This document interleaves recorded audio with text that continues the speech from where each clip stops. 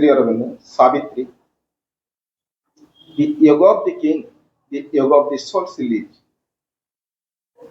A vast desire compelled her mortal birth. A vast desire compelled her mortal birth.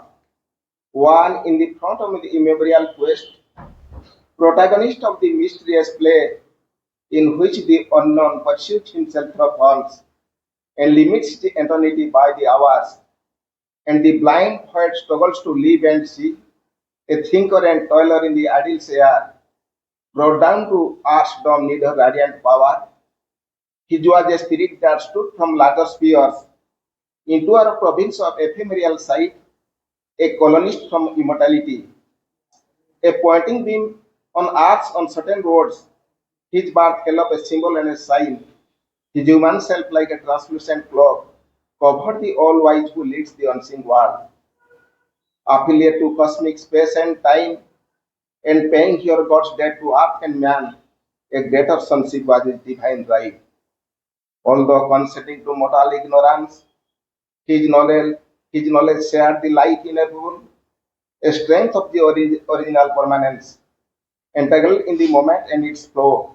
He kept the vision of the past behind. A power was in him from the unknowable. An archivist of the symbols of the beyond, a treasure of the superhuman dreams. He bore the stamp of mighty memories and shed their grandeur on human life. His days were a long road through shooting, a skyward being nourishing its roots on sustenance to all spiritual founts, climbed through white rays to meet an unseen sun, climbed through white rays to meet an unseen sun. परम कल्याणी श्री माँ परम आराध्य प्रभु श्री अरविंद मातः दुर्गे सिंहवाहिनी तमेव माता च पिता तमेव बंधु च सखा तमेव विद्या द्रविड़म तमेव सर्वम मम देव देव। बड़ सौभाग्यर कथा आम परिवार पाई आम मानक पाई आउ आम समस्त दिव्य संतान मानक पाई जे आज प्रभु श्री अरविंदंकर जन्म जयंती आज भारतर मुक्ति दिवस अगस्ट 15 देहरे कंपन उद्वेलन अनुरणन आने तो ताठू बड़ कथा जे आमर वार्षिक पाठचक्र आज हूँ दिन आउ मु शुणी केन्दुझर जिले में मो बापा पंडित मदन मोहन मिश्र श्री अरविंद पाठचक्र प्रथमे आरंभ करथिले केन्दुझर रे एवं आम परिवार आमर समस्त परिवार श्री अरविंद श्रीमांकर चरणाश्रित होइके अछु। आम घरे प्रत्येक मंगलवार 6 ରୁ 7 घटिका आमे श्री अरविंद पाठचक्र पालन करू। कौन पाउछु जानिनी केमिति डाकुछु जानिनी किंतु गोटे अनुभव मु देखुची जे फूलटे एते शुभ्र आमे जो पानी पीउछे ता स्वच्छ पवन एते निर्मल निश्चित भाव कहीं बोधे आमको आम जीवन को सुंदर करने सरल करने एवं आम जीवन को मधुमय करने कहीं जने आमको शक्ति बोधे चलाउछि। मुझे बुझी श्रीमा श्री अरविंद से कहते मु देवता नुहे किंतु मु देवता को प्रार्थना करुछि ए विश्व कल्याण पाई ए विश्ववासी चलो आम समस्ते देवता आड़ को अग्रसर हेबा देवता आड़ को जीवा तांकर दर्शन एक अगाध समुद्र तांकर दिव्य चेतना तांकर जो ये पृथ्वी रे एते मुनि मौनी महर्षि अछंती किंतु श्री अरविंद को कहा जाए महायोगी तेणुक तांकर जोग एमती कौन जे एते महायोगी से केमिति हेले से गहन को प्रवेश करिवार आमर आस्पर्धा आसीबो नहीं। तथापि एतिकी कहिबी किंतु एतिकी माँ दिव्य जननी मोर हेउछंती मो जीवनर कविता जननी। मु जो साहित्य को भल पाई 40 वर्ष हला आउ आम परिवार को आम घरर समस्त को से पूरापूरी माँ दुर्गा ठाकुराणी परी एवं प्रभु श्री अरविंद जो आमको अंतर्निहित प्रेरणा देउछंती तमे ईश्वर पाखक आउ टिके पाखे आस तांको आउ टिके ध्यान कर। तेणुकरी से आमको सी जो शर्त रखुचंती सी जो संदेश आमको दौरान आम कि मात्रा ताको पालन करने चेष्टा करुचे। तेणुकरी आमर मलिन देह मलिन मन ता सत्वे भी आम दिव्य भावना समर्पित भावना नहीं आम सब प्रकार क्षमा प्रार्थना आम प्रति मुहूर्त कर चलचे। प्रभु तुम मान परी दिव्यता धूली कणिका टिके आम उपरे पड़ू। एतिके बहुत बहुत धन्यवाद पिनाकी भाई।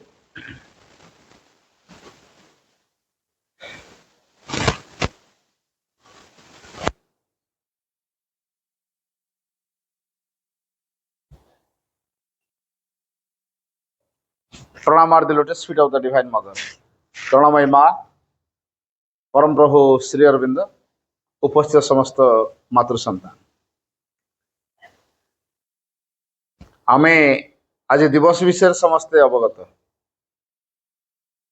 तेबे दिवस पश्चात जो रहस्य अच्छी ये एक संजोग प्रभु श्री अरविंद आज birthday पालुचे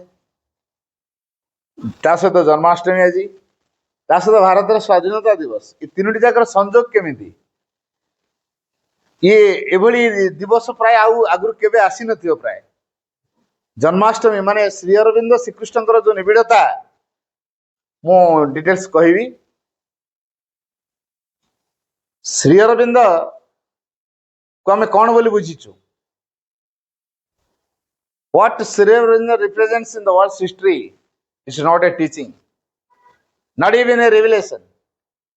It is a decisive action direct from the Supreme. What Sri Aurobindo represents in the world's history अर्थ पृथ्वी इतिहास रे श्री अरविंद जहाँ प्रतिनिधित्व करुचंती से कौन हो पारे? इट्स नॉट ए टीचिंग से शिक्षा उपदेश नुह नॉट इवन ए रिविलेशन किंवा से एक प्रकाश्य मध्य नुह ताले एटा कौन? It is a decisive action direct from the Supreme. परमंक पाखरु स्त्रीकृत हो आसीथिबा सीधा सड़क एक कार्यधारा। तेणु परमंक पाखरु निश्रुत हो आसीथिबा जो कार्यधारा से होतन श्री अरविंद। श्री अरविंद कहले आमे सुप्रीम कॉन्शियसनेस को बुझिबा not in a human form. Sri Aurobindo को आमे ह्यूमन फॉर्म रे बुझिबा। तेणु श्री अरविंद होती the supreme in human form परम निजे मानव रूप से हूँ निजे परम चेतना सी एक चेतनार अभियात्रा। यही श्री अरविंद होती आर्किटेक्ट ऑफ इमोर्टालिटी अमरत्वर शिल्पी द लॉर्ड ऑफ तपस्या तपस्या से होती प्रभु। यही श्री अरविंद होती messenger of the future belongs to the future and is the future. से निजे होचन भविष्यत भविष्यतर वार्ता हो आ माँ एक कथा मत स्पष्ट कर दी Shri Arvind doesn't belong to the past nor to the history. Shri Arvind अतीतर नुहति कि इतिहास मध्य नुहति। he is the future से निजे होचन से भविष्य जे कि advancing towards its realization जे कि से भविष्य अनुभूति आड़ को उपलब्धि आड़ को आमको अग्रसर कर पुणी माए कथा कहले Sri Aurobindo is an emanation of the supreme. Sri Aurobindo होचंती परमंकर एक अवतार हु केम ऑन अर्थ जे कि ए पृथ्वी पृष्ठ को आसीथिले टू अनाउंस घोषणा करिया पई the manifestation of a new race a new world गोटे नूतन जाति एवं गोटे नूतन पृथ्वीर अभिव्यक्ति कथा घोषणा करने प्रभु एटिके आछन। से नूतन मानव जाति कौन हो पारे? द सुप्रामेंटल এই অতিମାନস ধারাରେ ତିଆରି ହେଇଥିବା ଅତିମାନବ ଜାତିର ଆବିର୍ଭାବ ଏଠି ହବ ଏବଂ ଅତିମାନସ ନେତୃତ୍ୱ ନେଇପାରୁଥିବା ଏକ ପୃଥିବୀ ଯାହାକି ଅତିମାନସର ପୃଥିବୀ, ଅତିମାନସ ଧାରାରେ ସେ ପୃଥିବୀ ବର୍ତ୍ତମାନ ମା ତାକୁ କ୍ରିୟାଶୀଳ କରୁଛନ୍ତି। ଯାହା ଶ୍ରୀ ଅରବିନ୍ଦ ସଂକଳ୍ପ କରିଛନ୍ତି ମା ବର୍ତ୍ତମାନ ସେଟା କ୍ରିୟାଶୀଳ କରୁଛନ୍ତି। ତେବେ ଏଇ ଯୋଉ ଶ୍ରୀ ଅରବିନ୍ଦଙ୍କର କାର୍ଯ୍ୟଧାରା ହବା ପାଇଁ ପୃଥିବୀ କଣ ଆଗରୁ ପ୍ରସ୍ତୁତ ନଥିଲା? ନାଇଁ, ୟା ପୂର୍ବରୁ ଭଗବାନ ଶ୍ରୀକୃଷ୍ଣ ଆସିଥିଲେ। ଶ୍ରୀକୃଷ୍ଣଙ୍କ ସହିତ ଶ୍ରୀ ଅରବିନ୍ଦଙ୍କର ଯୋଉ ସମ୍ପର୍କ, ଆମେ ଥରେ ଟିକେ ଅତୀତକୁ ରିମାଇଣ୍ଡ କରିବା। ଭାରତବର୍ଷ ହଉଛି ଆଧ୍ୟାତ୍ମିକ ଧାରାରେ ଭିତ୍ତିଭୂମି ଯୁକ୍ତ ଏକ ଦେଶ, ଆଉ ପରମଙ୍କର ଏକ ନିର୍ବାଚିତ ଦେଶ ହଉଛି ଭାରତବର୍ଷ, ଯାହାର ସଂସ୍କୃତିର ଆଧାର ହଉଛି ଆଧ୍ୟାତ୍ମିକତା। ତେଣୁ ଏଇଠାରୁ ହିଁ ଆଧ୍ୟାତ୍ମିକ ଚେତନା ବିକିରିତ ହୁଏ ଏବଂ ସମଗ୍ର ପୃଥିବୀକୁ ତାର ଆଧ୍ୟାତ୍ମିକ ଚେତନାର ଧାରାରେ ସେ ପ୍ରଭାବିତ କରେ। ଇଏ ହଉଛି ସେଇ ଭାରତବର୍ଷ, ପ୍ରଭୁ ଶ୍ରୀ ଅରବିନ୍ଦଙ୍କର ନିର୍ବାଚିତ ଦେଶ। ତେବେ ଏଇ ଯୋଉ ଭାରତବର୍ଷରେ ଭଗବାନ ଶ୍ରୀକୃଷ୍ଣ ଯେତେବେଳେ ଜନ୍ମ ନିଅନ୍ତି, କୋଉଠି ଜନ୍ମ ନେଇଥିଲେ ଆମେ ଜାଣିଛୁ? ଗୋଟେ ଜେଲଖାନା ଭିତରେ ଭଗବାନ ଶ୍ରୀକୃଷ୍ଣ ଜନ୍ମ ନେଲେ। ଯୋଉ ଜେଲଖାନା ଭିତରେ ଭଗବାନ ଶ୍ରୀକୃଷ୍ଣ ଜନ୍ମ ନେଲେ, ଜନ୍ମ ହଉଣୁ ମା ସ୍ନେହରୁ ବଞ୍ଚିତ ହେଇଗଲେ। ଠିକ ସେଇଭଳି ଦେଖନ୍ତୁ, ଶ୍ରୀ ଅରବିନ୍ଦ ଜନ୍ମ ହେଲେ, ଜନ୍ମ ହଉଣୁ ମା ସ୍ନେହରୁ ବଞ୍ଚିତ ହେଇଗଲେ। ଏଭଳି ଆଉ ପୃଥିବୀରେ କୌଣସି ବ୍ୟକ୍ତିତ୍ୱ ନାହାନ୍ତି ଯେ କି ଜନ୍ମ ହଉଣୁ ମା ସ୍ନେହରୁ ବଞ୍ଚିତ ଏବଂ ପୁଣି ଭଗବାନଙ୍କ ଅବତାର। କୌଣସି ଅବତାରଙ୍କର ଲାଇଫରେ ଏମିତି ହେଇନି। ଯଦିଓ ମାନବ ରୂପରେ ଆସିଛନ୍ତି, ପୃଥିବୀରେ ଲୀଳାଖେଳା କରିଛନ୍ତି, ଏଭଳି ଘଟଣା ଆଉ କାହାରି ହେଇନି। ତେଣୁ ଶ୍ରୀକୃଷ୍ଣ ଆଉ ଶ୍ରୀ ଅରବିନ୍ଦଙ୍କ ମଧ୍ୟରେ ଯୋଉ ସାମଞ୍ଜସ୍ୟଟି ଅଛି, ଶ୍ରୀକୃଷ୍ଣ ଜନ୍ମ ହେଲେ ତାଙ୍କ ବାପା ବସୁଦେବ ନେଇ ଯମୁନା ନଦୀ ପାର କରି ଆଉ ଗୋଟେ ଜାଗାରେ ଛାଡ଼ି ଦେଇକି ଆସିଲେ। ଶ୍ରୀ ଅରବିନ୍ଦ ଜନ୍ମ ହେଲେ ତାଙ୍କ ବାପା ତାଙ୍କ ମା ଠୁ ଅଲଗା କରିଦେଇ ଜଣେ ଧାଇଙ୍କ ଦାୟିତ୍ୱରେ ଛାଡ଼ିଦେଲେ। କାହିଁକି ଜାଣିଛନ୍ତି? ଆମେ ସବୁ ବୁଝୁଛୁ, ବହିରେ ବି ଲେଖା ହେଇଛି ଯେ ଡକ୍ଟର କୃଷ୍ଣଧନ ଘୋଷ, ଯିଏ କି ଶ୍ରୀ ଅରବିନ୍ଦଙ୍କର ବାପା, ପେଶାରେ ଜଣେ ଭଲ ନାମୀ ଡକ୍ଟର,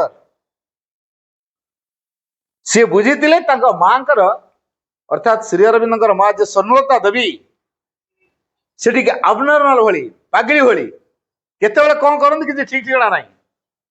ଏଇ ମାନସିକ ସ୍ତରରେ ବିକୃତ ଥିବା ଯୋଗୁଁ କାଳେ କେତେବେଳେ ଛୁଆକୁ ସେ ମାରିଦେବ କି କଣ କରିବ, ଏଇ ଭୟରେ ଜନ୍ମ ହଉଣୁ ସେ ଅଲଗା କରିଦେଲେ। ତ ତାଙ୍କର ଏଇ ଯୋଉ ସାଧାରଣ ମନୁଷ୍ୟଙ୍କ ପରି ବ୍ୟବହାର କରି ନ ପାରିବାର କାରଣ କଣ ଜାଣିଛନ୍ତି? ଯିଏ ସ୍ୱର୍ଣ୍ଣଲତା ଦେବୀ, ସିଏ ହଉଛନ୍ତି ଋଷି ରାଜନାରାୟଣ ବସୁଙ୍କର କନ୍ୟା। ସେ ଜଣେ ଋଷି କନ୍ୟା। ଆଚ୍ଛା, ଋଷିଙ୍କ ଭିତରେ କୋଉ ପ୍ରକାର ତପସ୍ୟା ଥାଏ, କୋଉ ପ୍ରକାର ଭାବ ଥାଏ, ସେଇ ଭାବରେ ସେ ସୃଷ୍ଟି ହେଇଛନ୍ତି। ତେଣୁ ସ୍ୱର୍ଣ୍ଣଲତା ଦେବୀ ତପସ୍ୟାର ନିଦାନ ସ୍ୱରୂପ ଆସିଛନ୍ତି। ରାଜନାରାୟଣ ବସୁଙ୍କର ତପସ୍ୟାର ନିଦାନ ସ୍ୱରୂପ ସ୍ୱର୍ଣ୍ଣଲତା ଦେବୀ। ତେଣୁ ଭଗବତ ଚେତନାରେ ତାଙ୍କର ସର୍ବାଙ୍ଗ ସତ୍ତା ବେଶ ଉଲ୍ଲସିତ ହେଇଥାଏ। ତେଣୁ ଭଗବାନ ବାଛିଥିଲେ ସ୍ୱର୍ଣ୍ଣଲତା ଦେବୀଙ୍କ ଗର୍ଭରେ ପୃଥିବୀକୁ ଆସିବା ପାଇଁ। ଆଉ ସ୍ୱର୍ଣ୍ଣଲତା ଦେବୀ ଏଇ କଥା ବି ଜାଣିଥିଲେ, ମୁଁ ପରମଙ୍କୁ ମୋ ଗର୍ଭରେ ଧାରଣ କରିଛି। ଯେତେବେଳେ ସେ ଶ୍ରୀ ଅରବିନ୍ଦଙ୍କୁ ଧାରଣ କରିଥିଲେ, ସେ ଜାଣିଥିଲେ ମୁଁ ପରମଙ୍କୁ ମୋ ଗର୍ଭରେ ମୁଁ ଧାରଣ କରିଛି। ଆଉ ଯେତେବେଳେ ସେ ପରମଙ୍କ ବିଷୟରେ ସେ ସଚେତନ ହୁଅନ୍ତି, ସେ ଚେତନା ସହିତ ଏକାକାର ହେଇଯାଆନ୍ତି, ସାଧାରଣ ମନୁଷ୍ୟଙ୍କ ଭଳି ସେ କାମ କରିପାରନ୍ତି ନାହିଁ। ଯୋଉଟା ତାଙ୍କ ବାପାଙ୍କ ଦୃଷ୍ଟିରେ ବୋଧ ହେଲା ସତେ ଯେମିତି ତାଙ୍କର ମାଇଣ୍ଡଟା ବିକୃତ ହେଇଯାଇଛି। ତେଣୁ କେତେବେଳେ କଣ କରିବେ ସେ କିଛି ଠିକଣା ନାହିଁ। ଜନ୍ମ ହଉଣୁ ଅଲଗା କରିଦିଆଗଲା। ଗୋଟିଏ କଥା ଆମେ ଜାଣିବା ଦରକାର, ଚେତନାର ଯୋଉ ସ୍ତର ସବୁ ଅଛି, ଆମେ ବର୍ତ୍ତମାନ ଗୋଟେ ସ୍ତରରେ ଅଛୁ, ସେଟା ହଉଛି ଅର୍ଡିନାରୀ କନସିୟସନେସ୍ ଭିତରେ ଅଛୁ। ତାର ଉର୍ଦ୍ଧ୍ୱରେ ଗୋଟେ ହାୟର ଷ୍ଟେଜ ଅଛି, ତାପରେ ଗୋଟେ ଇଲୁମାଇଣ୍ଡ ମାଇଣ୍ଡ ଅଛି, ଇଲୁମାଇଣ୍ଡ ପରେ ଇଣ୍ଟୁସନ, ତାପରେ ହଉଛି ଓଭର ମାଇଣ୍ଡ, ତାପରେ ହଉଛି ସୁପର ମାଇଣ୍ଡ। 6ଟା ସ୍ତର ବୁଝିଗଲା। ମୁଁ ଆଉଥରେ କହୁଛି, ordinary, higher, illumined, intuition, overmind, then supermind. Sri Aurobindo ସୁପରମାଇଣ୍ଡର କାର୍ଯ୍ୟଧାରାକୁ ତୁଲେଇବା ପାଇଁ ଉଦ୍ଦିଷ୍ଟ ହେଇଛନ୍ତି, କିନ୍ତୁ ତା ତଳେ ଯୋଉ ସ୍ତରଟି ରହିଲା ଓଭରମାଇଣ୍ଡ, ସେ ଓଭରମାଇଣ୍ଡ ଗଡ ହେଡ୍ ଯିଏ ସେ ହଉଛନ୍ତି ଭଗବାନ Shrikrishna. Krishna is not the supramental light. Krishna would mean the overmind Godhead preparing the descent of a supermind and Ananda. ये कृष्ण कौन को बुझाती?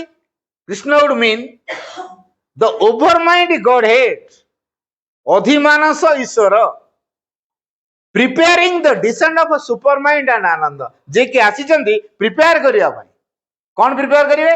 सुपरमाइंड केमती डिसेंड करिवो, आनंद केमती डिसेंड करिवो, ए कार्यधारा को तुलेया पाई भित्तिभूमि को तैयारी करिया पाई श्रीकृष्ण आछंती। एवं तार परवर्ती हम जेंति घर करिया पूर्व आगे फाउंडेशन पकाउछे, तापर जाई पिलर उठे की घर करछे। फाउंडेशन काम कले के श्रीकृष्ण, आ एंटायर कंस्ट्रक्शन टा कले के श्री अरविंद। तेणु फाउंडेशन को बेस करिकी कंस्ट्रक्शन है। तेणु श्रीकृष्ण बेस पकई देले, जो फ्यूचर सोसाइटी तैयारी हम, भविष्य जो दिव्य समाज गठन हम, तार भित्तिभूमि तैयारी करदेले। कहा द्वारा हम?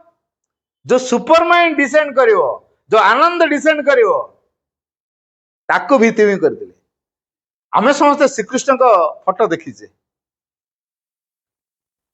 श्रीकृष्ण फोटो भितर कौन अच्छी जानते? देखो गोटे बालक शिशु भली स्वभाव नहीं आसन, सी कहीं से चाहते बड़ होते शंख चक्र गदा पद्म धरिक आसी पारते, से कथा तो कहीं है। तार कारण कौन जानते? तार कारण हूँ छोट छुआ अभिवृद्धि कर, बड़ मान अभिवृद्धि करेंगे कि तांकर डिके घटे, बड़ मान डिके हम, छुआ मान ग्रोथ हम। तेना ग्रोथ अवस्था गोटे डिके अवस्था आम लाइफ अच्छे ना ना। ग्रोथ को रिप्रेजेंटेशन करने श्रीकृष्ण आसिले, अर्थात आमे समस्त चेतना रे ग्रो करिवा।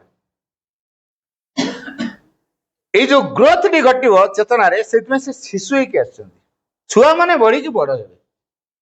सांगरे गोटे मयूर चंद्रिका पिंचंती। मयूर चंद्रिका देखो केते रंगर समाहार। ये जो केते रंगर जो समाहार है ब्यूटीट्यूड को प्रकाश करुछि, अर्थात सारा पृथ्वी भितरे ब्यूटीट्यूड भितरे संगति को आधार करी भगवान निज को प्रकाश करिए। In a physical world it is in beauty that the divine expresses himself. In our physical world, हमरे भौतिक जगत रे, it is in beauty that the divine expresses himself. सौंदर्यता माध्यम रे भगवान निज को प्रकाश करते। तेणु से सौंदर्यर प्रतीकात्मक भाव है मयूर चंद्रिका। मयूर चंद्रिका तर लक्ष्य कर सब प्रकार कलर अच्छी, किंतु एमती हार्मोनियसली अच्छी गोटे ब्यूटीट्यूड से प्रकाश कर। गोटे देखी गोटे फ्लूट अच्छी, बंसी, बंसी भीतर पोलरा किसी ना, ओनली साउंड को से रिप्रेजेंट कर। आम भितर केते आवर्जना को आम रखीचु, ताको फांका कर फांका हेले तो जाके स्वर तैयारी कर। निदा है कौटी स्वर बाहर हम? आम भितर कौन कौन ना, एवरीथिंग इज प्लेंटिली अवेलेबल। आम भितर को कथा ना, आम भितर काम क्रोध लोभ मोह हिंसा हिंसा कौन ना, सब कथा अच्छी। फांका है स्वर कौट बाहर? जो स्वर भगवान श्रीकृष्ण बंशी बजाऊे, आम कौन भावु ना सी तो गाई छाड़ी दिखती, बंशी बजाईदे गुरु मारे आपे पलि आस आकर्षित। नहीं नहीं, ये जो आकर्षण यहाँ रियल फ्लूट भितर गोटे आकर्षण शक्ति अच्छी। कौन से आकर्षण? परम चेतना आड़ को आकर्षित सी कर। बंशीटा बाजिले तार स्वर आमको परम चेतना आड़ को आकर्षित कर। बाजियापाई गोटे फांका अवस्था दरकार। तो आम भितर को आगे फांका करवा, स्वर तैयारी करवा, जो स्वर आम परम चेतना आड़ को आकर्षित हो। ये हूँ तार रिप्रेजेंटेटिव कोड़ा फ्लूट। आओ छोट छुआर कथा जानले, मयूर चंद्रिका जानले, बंशीर कथा जानले। आउ गोटे बड़ कथा अच्छी, श्रीकृष्ण जो आसिले କହିପାରିବେ କିଏ ଗୋପୀ ମାନେ କିଏ ଦୁଃଖିତ ହେଇଥିଲେ? କେତେ ନଟଖଟିଆ ସେ, କେତେ ପ୍ରେମ ସେ, କେତେ ଆନନ୍ଦର ଭାବକୁ ନେଇକି ଆସିଥିଲେ। ତେଣୁ ଯୋଉ ଆନନ୍ଦ ଏବଂ ପ୍ରେମର ଭାବ କୁ ଭିତ୍ତିଭୂମି କରି ପରବର୍ତ୍ତୀ ଜଗତ ତିଆରି ହବ। ତେଣୁ ଯୋଉ ଭବିଷ୍ୟତ ସମାଜ ତିଆରି ହବ ଆନନ୍ଦକୁ ଆଧାର କରି, ପ୍ରେମକୁ, ଦିବ୍ୟ ପ୍ରେମ। ପୁଣି ଭଗବାନ ଶ୍ରୀକୃଷ୍ଣ ଆଉ ଗୋଟେ representative. Krishna is the representation of the divine love. ଦିବ୍ୟ ପ୍ରେମର ସେ ହଉଛନ୍ତି ପ୍ରତିନିଧି। ତେଣୁ ସଂସାରରେ ଦିବ୍ୟ ପ୍ରେମ କାର୍ଯ୍ୟକାରୀ ହବ। ଦିବ୍ୟ ପ୍ରେମ, ଦିବ୍ୟ ଆନନ୍ଦକୁ ଭିତ୍ତିଭୂମି କରି ଭବିଷ୍ୟତର ସମାଜ ତିଆରି ହବ ହେଲା। ତେଣୁ ଭିତ୍ତିଭୂମି ବର୍ତ୍ତମାନ ଶ୍ରୀକୃଷ୍ଣ ତିଆରି କରିଦେଲେ। ଆଜି ଦେଖନ୍ତୁ ସେ ସଂଯୋଗଟା ଅଛି। ମତେ ତ ବାପା ପଚାରିଲେ କଣ ଟପିକରେ, ହଠାତ୍ ମୋ ଭିତରୁ ବାହାରିଲା ରଖନ୍ତୁ ଶ୍ରୀ ଅରବିନ୍ଦ ଭବିଷ୍ୟତ ସମାଜ। କାରଣ ଏଇ କଥା ଗୁଡାକ ମୋ ଝଲକକୁ ଆସିଥିଲା, ହଠାତ୍ ମୁଁ ସେଥିପାଇଁ କହିଦେଇଥିଲି ଏଇଟା ରଖନ୍ତୁ।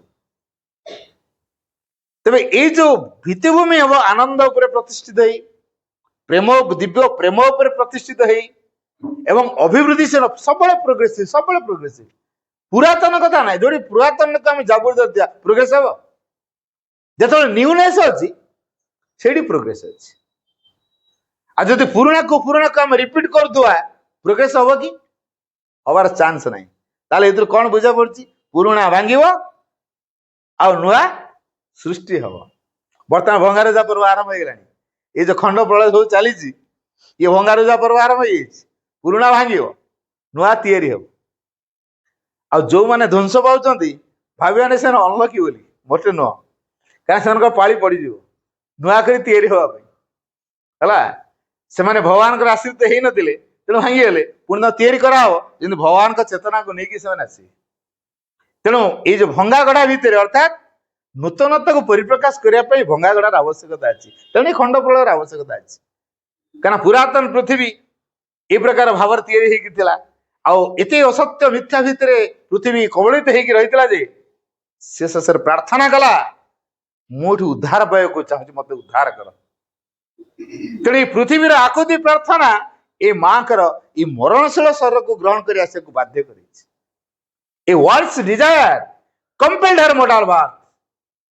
ଖାଲିଟାରେ ଆସିନାହାନ୍ତି ମା, ଗୋଟେ ପୃଥିବୀର ଆକୁତି ପ୍ରାର୍ଥନା ଜଣେଇଛି। କଣ ସେ ଆକୁତି? ତାର ମିଥ୍ୟା ଭିତରେ ସେ ବର୍ତ୍ତମାନ କବଳିତ ହେଇକି ରହିଛି। ତାର ଯୋଉ ସତ୍ୟନିଷ୍ଠ ପ୍ରଭାବକୁ ଭିତରେ କୁଆଡେ ସେ ଚାପିକି ରଖିଦେଇଛି। ମିଥ୍ୟା ଚାରିଆଡେ ଖାଲି ମିଥ୍ୟା। Our present reality is a big falsehood, but hiding an eternal truth. ଆମର ବର୍ତ୍ତମାନ ଏଇ ଯୋଉ ବାସ୍ତବ ଦୁନିଆକୁ ଆମେ ଦେଖୁଛେ, ଇଏ ହଉଛି ଏକ ବିରାଟ ମିଥ୍ୟାଚାର। କିନ୍ତୁ କୋଉଠି ଗୋଟେ ସତଟା ଅଛି ବୋଲି ଏ ପୃଥିବୀ ଏକ୍ଜିଷ୍ଟ କରିଛି। ଯଦି ଏ ସତଟା ନଥାନ୍ତା ତାହେଲେ ପୃଥିବୀ ନଥାନ୍ତା। ତେଣୁ ସେ ସତ୍ୟର ସନ୍ଧାନ କରିବା ପାଇଁ,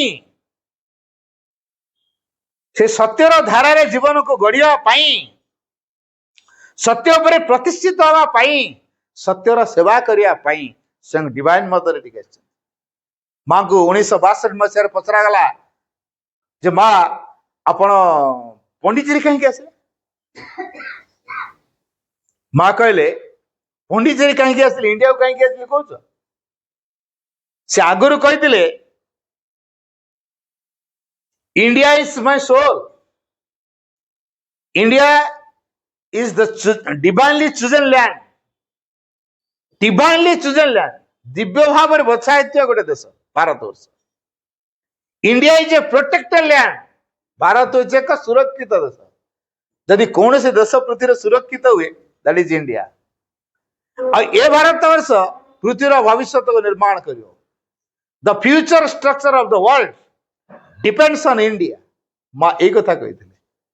ଆମେ ଭାରତ ବିଷୟରେ କଣ ବୁଝୁଛୁ? ମା ନିଜେ ଫ୍ରାନ୍ସରେ ଜନ୍ମ ହେଇ ସିଏ ଇଣ୍ଡିଆ ବିଷୟରେ ଏତିକି ବୁଝୁଛନ୍ତି। The future structure of the world depends on India. ପୃଥିବୀର ଭବିଷ୍ୟ ଗଠନ ଭାରତ ବର୍ଷ ଉପରେ ନିର୍ଭର କରେ। India is my soul, India is the land of Shri Aurobindo. ଆଉ India is a country where the psychic law can and must rule. India is a country where the psychic law can and must rule. Bharat ହଉଛି ଏମିତି ଏକ ଦେଶ ଯୋଉଠି ଚୈତ୍ୟ ବିଧାନ ଚାଲିବ। ଏଇଟା ବି ସମ୍ଭବ, can and ମଷ୍ଟ ରୁ। ଭାରତ ଏଇଟା ପାରିବ, ଏଇଟା ହବ ବି। ଚୈତ୍ୟ ବିଧାନ ଚାଲିବ। ଆଉ ଅନ୍ୟ କଣ୍ଟ୍ରି ମାନଙ୍କରେ ସିଏ ଭଗବାନ ଜାଣିନାହାନ୍ତି, ଟୋଟାଲ ଫୁଲ ଅଫ ମ୍ୟାଟେରିଆଲିଷ୍ଟିକ। ତେଣୁ ମ୍ୟାଟରକୁ ସେମାନେ ଗୁରୁତ୍ୱ ଦଉଛନ୍ତି, ସ୍ପିରିଟକୁ ସେମାନେ ଗୁରୁତ୍ୱ ଦେଇନାହାନ୍ତି, ତେଣୁ ସେମାନେ ସଫଳ। ଭାରତ ସ୍ପିରିଟକୁ ଗୁରୁତ୍ୱ ଦେଇକି ମ୍ୟାଟରକୁ ନେଗ୍ଲେକ୍ଟ କରିଛି, ତେଣୁ ଇଣ୍ଡିଆ ସଫର କରିଛି। ଶ୍ରୀଅରବିନ୍ଦ ସମନ୍ୱୟ ଆଣିଲେ, ଅର୍ଥାତ ପ୍ରାଚ୍ୟ ପାଶ୍ଚାତ୍ୟର ମିଳନ ହବ। ମ୍ୟାଟର ଆଉ ସ୍ପିରିଟର ଇକ୍ୱାଲ ଭୂମିକା ରହିବ। ଏଇ ଯୋଉ ମ୍ୟାଟର ଆଉ ସ୍ପିରିଟ ଏ ଦିଟାଙ୍କର ସମାନ ଭୂମିକା ରହିବ। ତେଣୁ ମ୍ୟାଟେରିଆଲ ୱାର୍ଲଡରୁ କିଏ ଆସିଲେ? ଯୋଉ ବସ୍ତୁବାଦୀ ଜଗତ ଭିତରୁ ଯୋଉମାନେ ବେଶୀ ବସ୍ତୁବାଦୀ ପାଶ୍ଚାତ୍ୟ କଣ୍ଟ୍ରି, ମା ଆସିଲେ ତା ସେଇଠୁ। ଆଉ ଆଧ୍ୟାତ୍ମିକ ଭାବରେ ପ୍ରତିଷ୍ଠିତ ଦେଶ କିଏ? ଶ୍ରୀଅରବିନ୍ଦ। ଏକାଠି ହେଲେ ତାମାନେ ପ୍ରାଚ୍ୟ ପାଶ୍ଚାତ୍ୟର ମିଳନ ହବ। ଅର୍ଥାତ ସମଗ୍ର ପୃଥିବୀକୁ ଯେମିତି ଜଡର ଗୁରୁତ୍ୱ ରହିଛି, ସେମିତି ଆତ୍ମାର ମଧ୍ୟ ଗୁରୁତ୍ୱ, ଉଭୟର ଇକ୍ୱାଲ ଭୂମିକା ରହିବ। ଏଇ କଥାକୁ ନେଇ କାର୍ଯ୍ୟଧାରା ତିଆରି ହେବ ଭବିଷ୍ୟତ ସମାଜ। ଜଡକୁ ଅବହେଳା କରିବାର ନାହିଁ, ଜଡକୁ ଯେମିତି ଗୁରୁତ୍ୱ ଦିଆଯିବ, ଆତ୍ମାକୁ ମଧ୍ୟ ସେମିତି ଗୁରୁତ୍ୱ ଦିଆଯିବ। ଆତ୍ମାର ଯେମିତି ବୈଶିଷ୍ଟ୍ୟତା ରହିଛି, ଜଡର ମଧ୍ୟ ସେମିତି ବୈଶିଷ୍ଟ୍ୟତା ହେଇଛି। ଥରେ ଟିକେ ଚିନ୍ତା କରି ଦେଖିବା, ଆମେ କୋଉଠୁ ତିଆରି ହେଇଛୁ? ଦିନେ ଆମେ ଏଇ ଜଡ ଭିତରେ ଥିଲୁ। ଜଡ ଭିତରେ ଯଦି ଜୀବନ ନାହିଁ, ଗଛ କୋଉଠୁ ବାହାରୁଛି? ଜୀବନ କେମିତି ବାହାରିଲା? ଜଡ ଭିତରେ ଜୀବନ ଅଛି। ଜଡ ଭିତରେ ଥିବା ଜୀବନକୁ ପରିପ୍ରକାଶ କରିବା ପାଇଁ, ଜଡ ଭିତରେ ଥିବା ଚେତନାକୁ ପରିପ୍ରକାଶ କରିବା ପାଇଁ ଆମକୁ ଶିକ୍ଷା କରିବାକୁ ପଡିବ। ମା ସେଇଟା ଶିଖେଇବେ। ଶ୍ରୀଅରବିନ୍ଦଙ୍କର ଇଚ୍ଛା ଏଇଟା। Matter shall reveal the spirit's face. Matter shall reveal the spirit's face. ଏଇ ମ୍ୟାଟର ଜଡ କଣ କରିବ? shall reveal the spirit's face. ଆତ୍ମାର ମୁଖାକୁ ସେ ଉନ୍ମୋଚିତ କରିବ। ଏଇଥିପାଇଁ ପ୍ରଭୁ ଶ୍ରୀକୃଷ୍ଣଙ୍କର ଆବିର୍ଭାବ ଆଉ ଶ୍ରୀଅରବିନ୍ଦଙ୍କର ଆବିର୍ଭାବ। ଯଦିଓ ଶ୍ରୀକୃଷ୍ଣଙ୍କ ଭିତରେ ସେଇ ଚେତନା ଥିଲା, ଅତିମାନ ଚେତନା ଥିଲା, କିନ୍ତୁ ପୃଥିବୀ ପ୍ରସ୍ତୁତ ହେଇନି, ବା କୌଣସି ବ୍ୟକ୍ତି ପ୍ରସ୍ତୁତ ହେଇନାହାନ୍ତି। ଶ୍ରୀକୃଷ୍ଣ ଚାଲିଗଲେ, ସେ ଚେତନା ବି ଚାଲିଗଲା। କିନ୍ତୁ ଯୋଉ ଆନନ୍ଦ, ଯୋଉ ପ୍ରେମ, ଯୋଉ ସୌନ୍ଦର୍ଯ୍ୟର ଭାବକୁ ନେଇ ସେ କାମ କଲେ, ଏବଂ ଯୋଉ ଆକର୍ଷଣ, ଦିବ୍ୟ ପ୍ରେମର ଯୋଉ ଆକର୍ଷଣ ପ୍ରଭାବରେ ସବୁ କିଛିକୁ ଦିବ୍ୟମୟ କରିବା ପାଇଁ ପ୍ରଚେଷ୍ଟା କରିକି ଯାଇଛନ୍ତି, ଲାଷ୍ଟିଂ କରିପାରିଲାନି। ତାର କାରଣ କଣ? ରବର ବ୍ୟାଣ୍ଡକୁ ଦେଖନ୍ତୁ, ଆପଣ ଟାଣିବେ, ଲମ୍ବିଯିବ ନା ନାହିଁ? ଗୋଟେ ମୁଣ୍ଡ ଛାଡ଼ିଦେବେ, କଣ ହବ? ପୁଣି ଯୋଉ ପୋଜିସନରେ ଥିଲା ସେଇ ପୋଜିସନ ଭଳିଆ ସେଇ ଲମ୍ବାରେ ରହିବ। ଇଏ ଯେମିତି କଥା, ଶ୍ରୀକୃଷ୍ଣ ଆସିଲେ ଗୋଟେ ଲେଭେଲ ପର୍ଯ୍ୟନ୍ତ ଟାଣିକି ନେଇଗଲେ ଚେତନା, କିନ୍ତୁ ଯେହେତୁ ପୃଥିବୀ ପ୍ରସ୍ତୁତ ନାହିଁ, ସେ ଚାଲିଗଲେ, ପୁଣି ଛାଡିକି ପଳେଇ ଆଲା। ସେ ବର୍ତ୍ତମାନ କାହିଁକି ଏଇଟା ହେଲା? କାରଣ ସୁପ୍ରାମେଣ୍ଟାଲ ଡିସେଣ୍ଡ କରିନି, ଏଇଥିପାଇଁ ସେ ସ୍ଥାୟିତ୍ୱ ରଖିପାରିଲାନି। ତେଣୁ ସ୍ଥାୟିତ୍ୱ ଯିଏ ଦବ, ସେଇଟା ହଉଛି ସୁପ୍ରାମେଣ୍ଟାଲ ଫୋର୍ସ। ଆଉ ସେ ସୁପ୍ରାମେଣ୍ଟାଲ କାର୍ଯ୍ୟ ଦ୍ୱାରା ଯିଏ କରିବେ, ସେ ହଉଛନ୍ତି ଶ୍ରୀଅରବିନ୍ଦ। ଏଇଥିପାଇଁ ଶ୍ରୀଅରବିନ୍ଦଙ୍କୁ ବାଛିଛନ୍ତି। ମୋର ପରବର୍ତ୍ତୀ କାର୍ଯ୍ୟ ଦ୍ୱାରା କିଏ କରିବେ? ଶ୍ରୀଅରବିନ୍ଦ କରିବେ। ତେଣୁ ଶ୍ରୀଅରବିନ୍ଦ ଖାଲି ଭାରତ ଭାରତ ଭାରତ ହଉଛନ୍ତି। ଶ୍ରୀଅରବିନ୍ଦ ଭିତରେ ଅନ୍ୟ କଥା ବି ଢୁକୁନି, ଓନ୍ଲି ଭାରତର ଫ୍ରିଡମ। ତାଙ୍କ ଜୀବନରେ ଗୋଟେ ବ୍ରତ ରଖିଛନ୍ତି, ସେ ଭାରତର ମୁକ୍ତି କାମ କରିବେ, ଆଉ କିଛି କାମ କରିବେ, କେବଳ ମୁକ୍ତି ପାଇଁ କାମ କରିବେ। ତେଣୁ ବ୍ରିଟିଶ ମାନଙ୍କୁ ହଟେଇବା ପାଇଁ କେତେ ପାଠ ପଢିବା ଦରକାର, କେତେ ଯୋଗ୍ୟତା ହାସଲ କରିବା ଦରକାର, କୋଉ ଦକ୍ଷ ହବା ଦରକାର, ସେଟା ହେଇଛନ୍ତି। ଗୋଟେ କଥା, ମୋ ଭାରତର ମୁକ୍ତି। ଅନ୍ୟମାନେ ଆମେ ସବୁ କି କଣ ବୁଝିଥିବା, କିନ୍ତୁ ଶ୍ରୀଅରବିନ୍ଦ ବୁଝିଥିଲେ ଭାରତ ଏକ ଜଡ ପଦାର୍ଥର ଦେଶ ନୁହଁ, ମାଟି ଗୋଡି ପାହାଡ ପର୍ବତ ଝରଣା ନଦୀର ଦେଶ ନୁହଁ। ସିଏ ହଉଛି ଏକ ଜୀବନ୍ତ ଦେବୀ। ଯେମିତି ଶିବ, ସେମିତି ଭାରତ ମାତା। ଯେତେବେଳେ ଚାହିଁବେ, ଯୋଉ ରୂପ ଚାହିଁବେ, ସେ ଗ୍ରହଣ କରିପାରିବ। এই চেতনাকে খଣ୍ଡ খଣ୍ଡ କରାଯାଇପାରେ ନା। ତେଣୁ ଭାରତ ହଉଛି ସେଇଭଳି ଏକ ଦେଶ, ଯିଏ ଏକ ପୂର୍ଣ୍ଣାଙ୍ଗ ଚେତନା, ତାକୁ କେ ଖଣ୍ଡ ବିଖଣ୍ଡିତ କରାଯାଇ ପାରିବ ନାହିଁ। ଏଇ କଥା ବୁଝିଥିଲେ ଶ୍ରୀଅରବିନ୍ଦ। ତେଣୁ ତାର ମୁକ୍ତି ପାଇଁ ସେ ପ୍ରଯତ୍ନ କରୁଥିଲେ। ହେଲେ ଭଗବାନ ଶ୍ରୀକୃଷ୍ଣ ତାଙ୍କର ଅଜ୍ଞାନତାକୁ ବା ଆସକ୍ତି, ଦେଶ ପ୍ରତି ଯୋଉ ଆସକ୍ତି, ଶ୍ରୀଅରବିନ୍ଦଙ୍କର ନିଜ ମାତୃଭୂମି ପ୍ରତି ଯୋଉ ଆସକ୍ତି, ସେ ଆସକ୍ତି କୁ ଦୂର କରିବା ପାଇଁ ଭଗବାନ ଶ୍ରୀକୃଷ୍ଣ ତାକୁ ଜ୍ଞାନ ଦେବେ। ତମେ କଣ ଭାରତ ଭାରତ ଭାରତ ହଉଛ, ତମ କଣ ଭାରତର? ବୁଝିପାରୁନ କେମିତି? ଶିଖେଇବାକୁ ପଡିବ। ଗୋଟେ ପରିସ୍ଥିତି ତିଆରି କରିଦେଲେ। ଆଲିପୁରରେ ଗୋଟେ ବୋମା କେସରେ ତାଙ୍କୁ ଆରେଷ୍ଟ କରାଗଲା। ଗୋଟେ ନିବୃତ୍ତ କୋଠରୀ ଭିତରେ ବ୍ରିଟିଶ ମାନେ ତାଙ୍କୁ ରଖିଦେଇଛନ୍ତି, କାରଣ ଟେରରିଷ୍ଟ ବୋଲି ଆଖ୍ୟା ଦେଇକି ତାଙ୍କୁ ଆଣିଛନ୍ତି। ଶ୍ରୀ ଅରବିନ୍ଦ ଟେରରିଷ୍ଟ, ଦେଶଦ୍ରୋହୀ, ଆତଙ୍କବାଦୀ ସେ, ତେଣୁ ତାଙ୍କୁ ଫାଶୀ ଦିଆଯିବ। ତାଙ୍କ ଟ୍ରାଏଲ ଚାଲିବ ଏବଂ ଶେଷ ନିଷ୍ପତ୍ତି ହେଲା ଫାଶୀ। ଏଇଟା ଚକ୍ରାନ୍ତ। ଏଇଟା ଆମେ ବୁଝୁଛୁ ନା ଆଉ କିଏ ବୁଝୁଛୁ? ଭଗବାନ ଶ୍ରୀକୃଷ୍ଣ କଣ କହିଲେ? ଫାର୍ଷ୍ଟ ଡେ ଗଲା, ସେକେଣ୍ଡ ଡେ ଗଲା, ଥାର୍ଡ ଡେ ରେ ଆବିର୍ଭାବ ହେଲେ। He ଖାଲି କହିବ, O lord what happen to me, what will be the future of India. ହେ ପ୍ରଭୁ, କଣ ମୋର ଏମିତି ହେଇଗଲା? ଭାରତର ଭବିଷ୍ୟତ କଣ ହବ? ସେ ଯୋଉ ଭାରତ ଭାରତ ଭାରତ ହଉଥିଲେ, ବର୍ତ୍ତମାନ ସେ ଭାରତର ନିଶା ବା ଶକ୍ତି କୁ ଛଡେଇବା ପାଇଁ ଆବିର୍ଭାବ ହେଲେ ଭଗବାନ ଶ୍ରୀକୃଷ୍ଣ। ଧୈର୍ଯ୍ୟ, ନିବୃତ୍ତ କୋଠରୀ ଭିତରେ ଅନ୍ଧାକାରିଆ ଘର, କୁଆଡେ ଗୋଟେ ଝରକା ନାହିଁ, କିଛି ନାହିଁ, କାହାରିକି ଦେଖି ପାରୁନାହାନ୍ତି, ଏକୁଟିଆ ରହୁଛନ୍ତି, ସାଙ୍ଗସାଥି ପାଖରେ କେହି ନାହାନ୍ତି, ସେଟା ଗୋଟେ ଅଲଗା ଗୋଟେ ଜାଗାରେ ଏଇଭଳି ମାସେ କାଳ ତାଙ୍କର ରଖା ହେଇଛି। ତୃତୀୟ ଦିନରେ ଭଗବାନ ବାସୁଦେବ ତାଙ୍କୁ ଦେଖା ଦେଇ କହିଲେ, ଥୟଧର, ତ ମୁଁ କେହି ବ୍ରିଟିଶ ମାନେ ଆଣିନାହାନ୍ତି, ମୁଁ ଆଣିଛି। କଣ ଭାରତ ଭାରତ ଭାରତ ହଉଛ? ତମେ କଣ ଭାରତର? ଭାରତର ମୁକ୍ତି ପାଇଁ ତମେ ଏନେ ଆସିଛ? ଏ ପତିତ ଜାତିର ଉଦ୍ଧାର ହବ ଯଦି ଜଗତର ମୁକ୍ତି ହୁଏ। ଏ ପତିତ ଜାତିର ଉଦ୍ଧାର ହବ ଯଦି ଜଗତର ମୁକ୍ତି ପାଇଁ ତମେ କାମ କରିବ। ଜଗତର ମୁକ୍ତି ତମ ପାଇଁ ଉଦ୍ଦିଷ୍ଟ ହେଇଛି, ଆଉ ତମେ ଭାରତର ମୁକ୍ତି ଭିତରେ ସୀମିତ ହେଇଯାଇଛି। ତେଣୁ ଏଇ ସୀମିତତାକୁ ଭାଙ୍ଗି ଗୋଟେ ବିଶାଳତାର ବୋଧ ଭିତରେ ତମକୁ ଆଣିବା ପାଇଁ ମୁଁ ତମକୁ ଏଠିକି ଆଣିଛି। ସେଥିପାଇଁ ଟ୍ରେନିଂ ଦିଆଯିବ। ବେଶୀ ଦିନ ରଖେଇବିନି, ମାତ୍ର 1 ବର୍ଷ ରଖେଇବି। ଶ୍ରୀକୃଷ୍ଣ ଜାଗ୍ରତ ଅବସ୍ଥାରେ ସ୍ୱଚକ୍ଷୁରେ, ଖୋଲା ଆଖିରେ ଶ୍ରୀ ଅରବିନ୍ଦ ଦେଖୁଛନ୍ତି ବାସୁଦେବଙ୍କୁ, କଥା ହଉଛନ୍ତି। 1 ବର୍ଷ ତମକୁ ଏଠି ଟ୍ରେନିଂ ଦିଆଯିବ, ବେଶୀ ଦିନ ଦିଆଯିବନି। 1 ବର୍ଷ ପରେ ଜଗତର ମୁକ୍ତି ପାଇଁ ତମେ କାମ କରିବ। କଣ କାମ କରିବ, କେମିତି କାମ କରିବ, ସେ ଟ୍ରେନିଂ ଏଠି ଦିଆଯିବ। ତେଣୁ ତମକୁ ଏଠି କଣ ହେଇଛି? ଭଗବତ ଗୀତା ଧରେଇ ଦେଲେ। କଣ କ୍ରିକେଟ ବଲ ଫୋପାଡ଼ି ଦେଲେ ନା କଣ?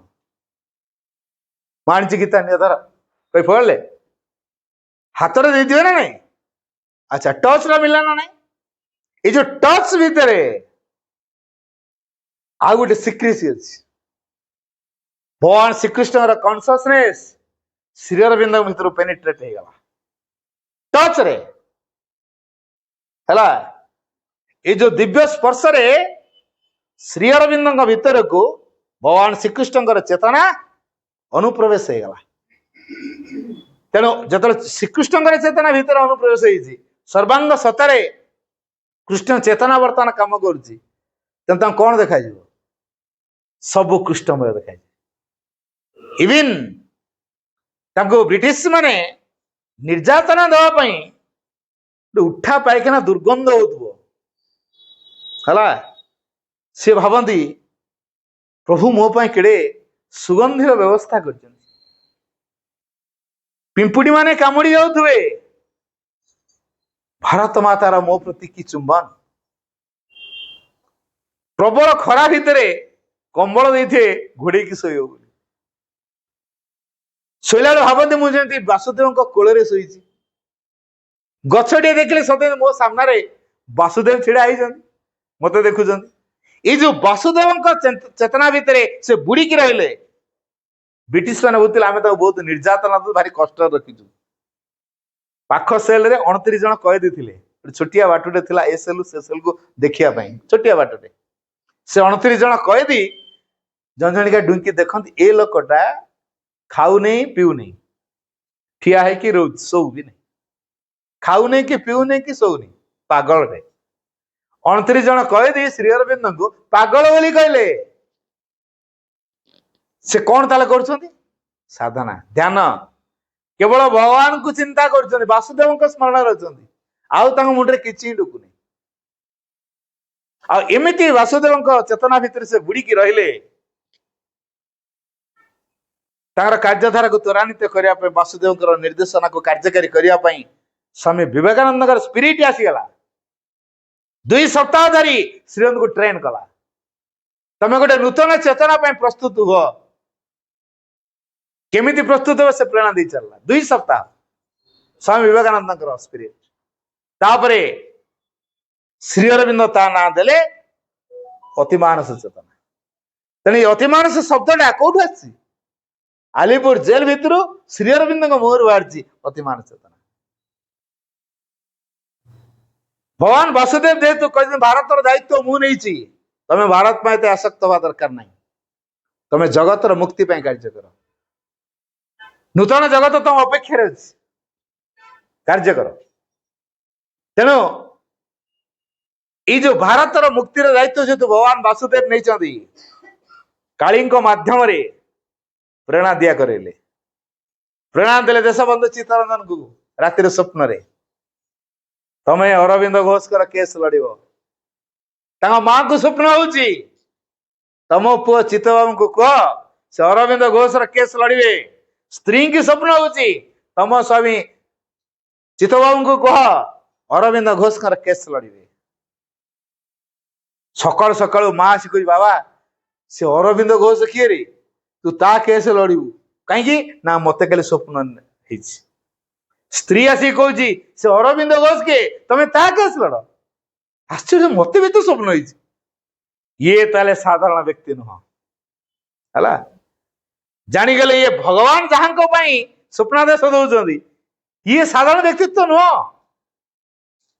तापरे काठगड़े छिड़ा कर सब कागज पत्र जहाँ जहाँ दरकार साक्षी प्रमाण जहाँ दरकार सब देशबंधु चित्तरंजन कर गोटे बयान देले कहले आज तमे जहां को काठगड़े देखुच यांकर तिरोधान अनेक वर्ष परे यही देश यही जाति जो रूप से ग्रहण कर स्वीकार कर lover of humanity poet of patriotism profit of nationalism अर्थात मानव जातिर से प्रेमिक हे देशात्मबोधक कवि हे एवं जातीयतावाद से उद्गाता हे ए हिसाब रे ए देश ए जाति मान खाली शतक नुहे यांकर तिरोधान अनेक वर्ष परे तांकर बाणी सागर सागर सात सागर पारी हुई गुंजरित हम श्री अरविंद बाणी गुंजरित हम मु तार एक नमूना गोटे कथा उदाहरण दे जड़े बिजनेसमैन इंटरनेशनल स्तर बिजनेस शिपिंग बिजनेस जहाज बेपार हुए है हठात गोटे जहाज डुबी जाइए अच्छा जहाज तो कोटी नुह आरब संख्यक लॉस आरब संख्यक लॉस जन लोग भांगी पड़ो ना नहीं कहतु जहाज पूरा बुड़ीगला सब बर्बाद होगा बड़ डिप्रेशन भितर था हठात गोटे मैगजीन नजर पड़ला से मैगजीन श्रीरंग गोटे बाणी अच्छी एवं ये जो बाणीटी अच्छी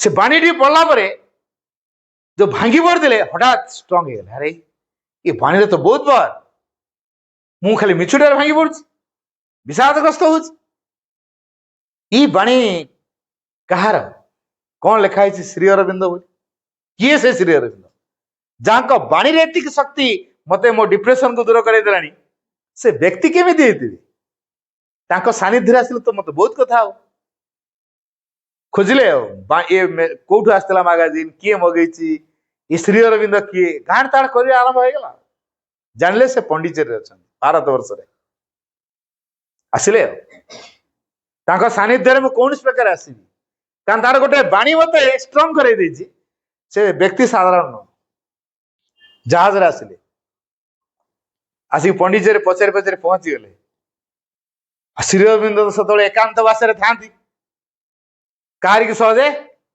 देखा दौना मात्र वर्ष 3 थर आसपर एप्रिल 24 आड़े 4 थर आसुँच तेणु ये केमी हठात जाए देखा करें तो नलिंदा मध्यम श्रीरंग पाखे पहुंच क्या से सेक्रेटरी तो नलिंदा को जाए कहले मुझे श्रीरंग देखा करने बाहर आसी श्रीरंग गले रो पचारिक आसे से पचारिक आसिले कौन तो छाड़ श्रीरंग अनुमति देला गले ତା ମନରେ ଅନେକ କଥା ଭାବନା ନେଇକି ଯାଇଥିଲି ମୁଁ ପଚାରିବି। ଶ୍ରୀ ଅରବିନ୍ଦ ଦେଖିଦେଲା ପରେ କହୁଛନ୍ତି ମୁଁ ଏଇଠି ସାଧନା କରି ମତେ ଅନୁମତି ଦିଅନ୍ତୁ। ହେଲେ ସାଧନା ତମ ଦ୍ୱାରା ହବନି। ମୋ ଦ୍ୱାରା ସାଧନା କାହିଁକି ହବନି? ଯାଅ ତମେ ବିଜନେସ ସମ୍ଭାଳିବ। ସାଧନା କରିବା ପାଇଁ ଗୋଟେ କଲ୍ ଆସିବ ଭିତରୁ, ଆଉ ହଠାତ୍ ଆସି କହିବ ମୁଁ ସାଧନା କରିବି, କେମିତି ହବ? କହିଲେ ସେଟା କେମିତି ଆସିବ? ତମେ ଖାଉଛ କେତେବେଳେ? ନା ଭୋକ ହେଲେ। ଶୋଉଛ କେତେବେଳେ? ନା ନିଦ ଆସିଲେ। ବାଥରୁମ ଯାଉଛ କେତେବେଳେ? ଲାଟ୍ରିନ୍ ଦେଖିଲେ। ଠିକ ସେଇଭଳିଆ ମଡେଇବ ସାଧନା। ଭଗବାନ ନହେଲେ ତମେ ଚାଲି ବୁଲି ପାରିବନି, କଥା କହିପାରିବନି, ମୁଭମେଣ୍ଟ କରିପାରିବନି। ଏଇଭଳିଆ ବୋଧ ଯୋଜନା ଆସିବ, ଜାଣିବ ତମର କଲ୍ ଆସିଲା। କାଲି ତାହେଲେ ମୁଁ ଫେରିଯିବି। ବଡ ନିରାଶ ମନ ନେଇକି ଫେରି ଆସିଲେ। ପୁଣି କହୁଛନ୍ତି ହଁ ଯିବି, ଠିକ ଅଛି। ଆଉ ମୋର ଗୋଟେ ଶେଷ ଅନୁରୋଧ ରଖିବେ। ଯଦି ମୁଁ ତ ପାଣି ଜାହାଜରେ ଆସିଛି, ପାଣି ଜାହାଜରେ ଆସିଛି ଯେତେବେଳେ ମୁଁ ସେଇ ଜାହାଜରେ ଯିବି। ଯଦି ଜାହାଜରେ ଥିବି ମତେ କଲ୍ ଆସିଲା, ମୋ ପାଇଁ ତ ଜାହାଜ ଫେରିବନି। ମୁଁ ସେଠି ପାଣିକି ଡେଇଁବି, ପହଁରି ପହଁରି ଆସି ଆପଣଙ୍କ ପାଖରେ ପହଞ୍ଚିବି। ଆପଣ ମତେ ସେତେବେଳେ ଆକ୍ସେପ୍ଟ କରିବେ। ଅଦ୍ଭୁତ ଲୋକ ଇଏ। ଜଣେ ସମୁଦ୍ରକୁ ଡେଇଁବ, ପହଁରି ପହଁରି ଆସିବ, ଆସିକି ପହଞ୍ଚିଲା ପରେ ଆକ୍ସେପ୍ଟ କରିବ ବୋଲି ରିକ୍ୱେଷ୍ଟ କରିବ। ଆଚ୍ଛା, ଯିଏ ସମୁଦ୍ରକୁ ଡେଇଁବ ତାହେଲେ ତା ଜୀବନକୁ ବାଜି ଲଗାଉଛି ନା ନାହିଁ? ସମୁଦ୍ରରେ ବଡ ବଡ ମାଛ ଯୋଉ ଅଛନ୍ତି, ସାର କୋଳି ମାଛ, ତିମି ମାଛ, ତା ଟିଫିନ ବନେଇଦେବେନି? ଅର୍ଥାତ୍ ଜୀବନକୁ ପାଣି ଚଢେଇ ସେ ସାଧନା କରିବାକୁ ଚାହୁଁଛନ୍ତି। ତା ମାନେ କଣ? ତାଙ୍କର ସାଧନାର କଲ୍ ଆସିଗଲାଣି। କହିଲେ ତମର ଆସିଗଲା କଲ୍, ଆଉ ଯିବା ଦରକାର ନାହିଁ। ରହିଗଲେ ତାଙ୍କ ବିଜନେସ ଜିନିଷ ସେ କୁଆଡେ ହେଲା କଣ ହେଲା କିଛି ବୁଝିଲେନି। ଏକାନ୍ତରେ ସାଧନାରେ ବ୍ରତୀ ରହିଲେ। ଇଏ ହଉଛି ତାଙ୍କର ବାଣୀର, ଯୋଉ କହୁଥିଲି ସାଗର ସାଗର ପାରି ହୋଇ ତାଙ୍କର ବାଣୀ ଗୁଞ୍ଜରିତ ହବ। ଦେଖନ୍ତୁ ଗୋଟେ ବାଣୀର ଉଦାହରଣ। ଗୋଟେ ବାଣୀ ତାଙ୍କ ଲାଇଫକୁ କେମିତି ଟର୍ନ କରିଦେଇଛି, ଲାଇଫ ପାଇଁ ଗୋଟେ ଟର୍ଣ୍ଣିଂ ପଏଣ୍ଟ ହେଇଯାଇଛି। ପୁଣି ବିଚାର ଚାଲେ। ଶେଷରେ ଜଣେ ଦାଣ୍ଠୁଡିଆ ମାଜିଷ୍ଟ୍ରେଟକୁ ଅଣା ହେଇଛି ଶ୍ରୀଅରବିନ୍ଦଙ୍କୁ ଫାଶୀରେ ଝୁଲେଇବେ ବୋଲି। ତାଙ୍କ ନାଁ ବିଚ୍ କ୍ରାଫ୍ଟ ହେଲା। ତାଙ୍କ ଯେତେବେଳେ ଆସିଲି ପୁରା ଭାରି ପ୍ରିନ୍ସିପଲ, ଭାରି ଷ୍ଟ୍ରିକ୍ଟ, ବହୁତ ଆଇନ ବିଷୟରେ ଜାଣିଛନ୍ତି ହେଲା। ଯେତେବେଳେ ବିଚ୍ କ୍ରାଫ୍ଟକୁ ଦିଆଯାଏ ଶ୍ରୀ ଅରବିନ୍ଦଙ୍କର କେସ୍ ବିଚାର କରିବେ, ଅରବିନ୍ଦ ଘୋଷ ଦ ଟେରରିଷ୍ଟ, ଆତଙ୍କବାଦୀ, ଦେଶଦ୍ରୋହୀ, ଏମିତି କେତେ କେତେ କେତେ କେତେ ଦଲିଲ ପତ୍ର ସବୁ ଠିକଠାକ ତାଙ୍କ ଏଗ୍ନେଷ୍ଟ କରାଏ। 300-400 ଉପରେ ଠିକଠାକ ସବୁ ରେକର୍ଡ ଠିକ କରାହେଇଛି। ଆଚ୍ଛା ଦେଖିଆ କିଏ ସେ ଶ୍ରୀ ଅରବିନ୍ଦ ଘୋଷ, ଆଣିଲ ଟିକେ ମୁଁ ତମ ଦେଖେ। ଯେତେବେଳେ କାଠଗଡା ତା ଅଣାଗଲା, ମାଜିଷ୍ଟ୍ରେଟ ଦେଖିଲେ, ପ୍ରଣାମ କଲେ। ମାଜିଷ୍ଟ୍ରେଟ ଶ୍ରୀଅରବିନ୍ଦଙ୍କୁ ପ୍ରଣାମ କଲେ। କହିଲେ ଇଏ ଟେରରିଷ୍ଟ? କହିଲେ ହଁ। ଦେଖିଆ କଣ ତାଙ୍କର ସବୁ ରଖିଛ। ଶ୍ରୀ ଅରବିନ୍ଦ ତାଙ୍କୁ ପ୍ରତି ନମସ୍କାର ଜଣାଉନାହାନ୍ତି, କାରଣ ତାଙ୍କ ଭିତରେ ଦେଖୁଛନ୍ତି କୃଷ୍ଣକୁ। ତାଙ୍କୁ ଅଲଗା କେହି ଦେଖା ଯାଉନାହାନ୍ତି। ସେ ଓକିଲ ମାନେ ବି କୃଷ୍ଣ, ବିଚାରପତି କୃଷ୍ଣ, ସବୁ ତ କୃଷ୍ଣ ଦେଖା ହଉଛନ୍ତି। ଆଉ ଅଲଗା କିଏ ସିନା ଦେଖା ହେଲେ ପ୍ରଣାମଟା କରିବେ।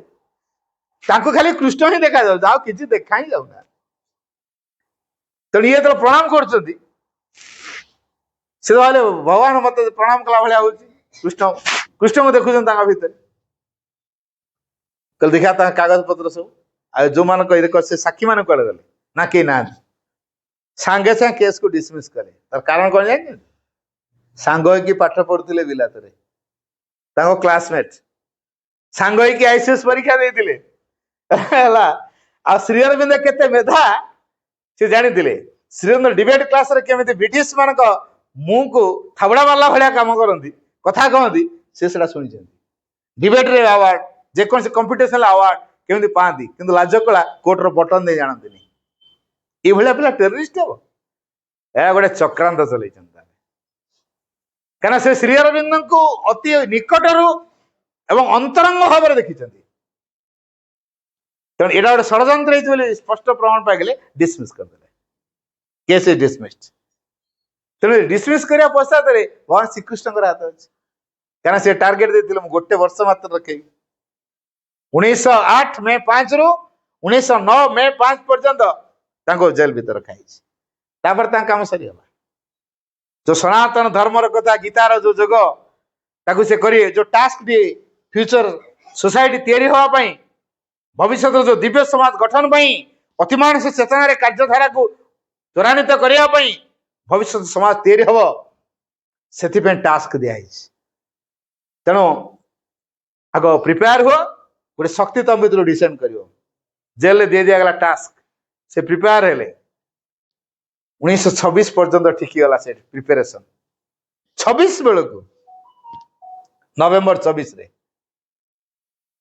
24 ନଭେମ୍ବର 1926 ଆମେ ଯାହାକୁ ଦର୍ଶନ ଦିବସ ସିଦ୍ଧି ଦିବସ ବୋଲି କହୁଛେ,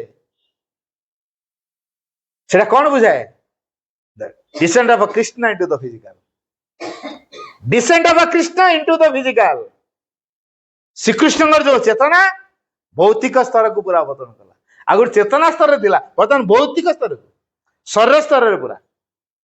ଅର୍ଥାତ୍ ଶ୍ରୀ ଅରବିନ୍ଦ ଶ୍ରୀକୃଷ୍ଣଙ୍କ ଚେତନାକୁ ଭିତରେ ପୁରା ଗ୍ରାସ କରିଦେଲେ। ଅର୍ଥାତ୍ ଶ୍ରୀକୃଷ୍ଣଙ୍କ ଚେତନା ଶ୍ରୀଙ୍କ ଭିତରେ ପୂର୍ଣ୍ଣ ମାତ୍ରାରେ ରହିଗଲା। ତାପରେ ବେଶ ତିଆରି ହବ, ଅତିମାନସ ପାଇଁ ସେ ସାଧନା କରିବେ।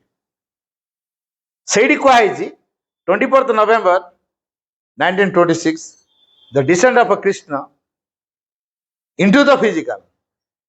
Krishna is not the overmind God, supramental light. Krishna is not the supramental light. Krishna would mean the overmind Godhead preparing the descent of supermind and Ananda. এই কথাটি କୁହାଯାଇଛି। ଇଏ ହେଉଛି 24 ନଭେମ୍ବରର ମହତ୍ଵ। ତାପରେ କାର୍ଯ୍ୟଧାରା ଚାଲିଲା ଶ୍ରୀ ଅରବିନ୍ଦଙ୍କର।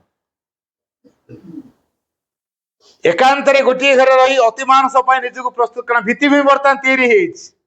ତାପରେ ଘର ତିଆରି ହବ। ଭିତ୍ତିଭୂମି ପକେଇଦେଲା। ଭିତ୍ତିଭୂମି ଯେତେବେଳେ ପକେଇଦେଲେ ଶ୍ରୀକୃଷ୍ଣ, ତାପରେ ଅତିମାନସ ପାଇଁ ସେ ନିଜେ ପ୍ରସ୍ତୁତ ହେଲେ। ଏକାନ୍ତରେ ଗୋଟିଏ ଘରେ ରହିଲେ। 1934 ରୁ 38 ଭିତରେ ଡିସେଣ୍ଡ କଲା ସୁପ୍ରାମେଣ୍ଟାଲ ଲାଇଟ୍, ଅତିମାନସ ଆଲୋକ ଡିସେଣ୍ଡ କଲା। ଏ ଯୋଉ ଅତିମାନସ ଆଲୋକ ଡିସେଣ୍ଡ କଲା, ଏଣ୍ଟାୟାର ଘର ଗୋଲ୍ଡେନ କଲର ହେଇଗଲା, ଏଣ୍ଟାୟାର ଘର। ତାପରେ ଭାରତ ତାର ନେତୃତ୍ୱ ନବ। ଭାରତ ସୁରକ୍ଷିତ ହବା ଦରକାର। ଦ୍ୱିତୀୟ ବିଶ୍ୱଯୁଦ୍ଧର ଘମାଘୋଟତା ଦେଖା ଦେଇଛି। ପ୍ରଭୁ ଶ୍ରୀ ଅରବିନ୍ଦ ସେଥିରେ ନିଜେ ଯାଇକି ଫାଇଟ୍ କରିଛନ୍ତି ଏବଂ ମା ଦାୟିତ୍ୱ ନେଉଛନ୍ତି। ମାଙ୍କ ସୁରକ୍ଷା ବିଷୟରେ ଟିକେ ଚିନ୍ତା କରିଦେଲେ। ମା ଯୋଉ ସୁରକ୍ଷିତ ନ ହେବେ ଫ୍ୟୁଚର କାମ କରିବ କି? ତେଣୁ ମା ସୁରକ୍ଷିତ ରହିବା ଦରକାର। ମାଙ୍କ ସୁରକ୍ଷା ବିଷୟରେ ଚିନ୍ତା କରିବା ଭିତରେ ଅଡିଲ ଫୋର୍ସ ଥିଲା, ଦେଲା ଆଟାକ। ବାଥରୁମରେ 1:48 ସମୟରେ 1938 ମସିହା ରାତି 1:48 ସମୟରେ ପଡିଗଲେ। ଗୋଡ ତାଙ୍କର ଆଣ୍ଠୁ ତାଙ୍କର ପଶିଗଲା। ଯୋଉ ଧ୍ୟାନ କରନ୍ତି ଯୋଉ ବାଘ ଚମଡା ଉପରେ ବସିକି ସେ ମୁହଁ ପର୍ସନଲେ ଆଣ୍ଠୁଟା ପଶିଗଲା। ଆଉ ଏମିତି ଥରେ ଗୁଣ୍ଡୁଗୁଣ୍ଡା ହେଇଗଲା, ସେ ଆଉ ଭଲ ହେଇପାରିବ। ନିରନ୍ତର ମନା କରିଦେଲେ, ନା ଇଏ ଆଉ ରିକଭର ହେଇପାରିବେନି। ଦର୍ଶନ ବାତିଲ ହେଇଗଲା।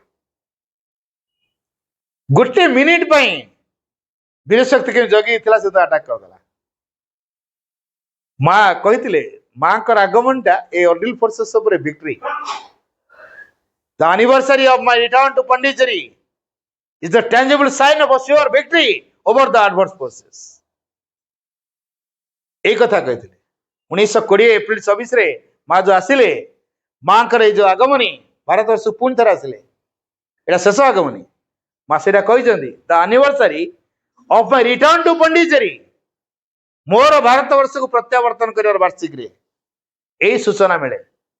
Is the tangible sign of a sure victory over the adverse forces. ବିରୋଧୀ ଶକ୍ତି ଉପରେ ପୂର୍ଣ୍ଣ ବିଜୟର ଏକ ଅମ୍ଳାନ ଚିହ୍ନ।